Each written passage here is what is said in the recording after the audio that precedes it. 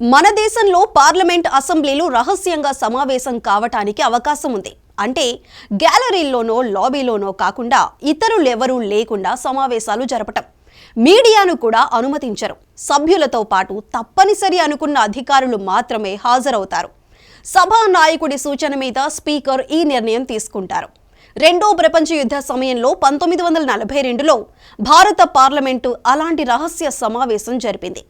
స్వాతంత్ర్యం వచ్చాక పార్లమెంట్ ఇప్పటిదాకా రహస్య సమావేశం ఇది జరపలేదు. కానీ 2007 జూలై 6న ఛత్తీస్గఢ్ అసెంబ్లీ రహస్య సమావేశం జరిపి నక్సల్స్ సమస్య మీద చర్చించింది. స్వతంత్ర భారతదేశంలో ఇప్పటిదాకా ఆ ఒక్క సందర్భంలో మాత్రమే చట్టసభ రహస్యంగా సమావేశమైంది. ఇలాంటి సమావేశం జరిగినప్పుడు ఏ విషయం బయటికి వెళ్ళవచ్చునో స్పీకర్ మాత్రమే నిర్ణయిస్తారు. మీడియా కూడా ఈ సమావేశ నిర్ణయాలు వార్తలుగా రాయకూడదు.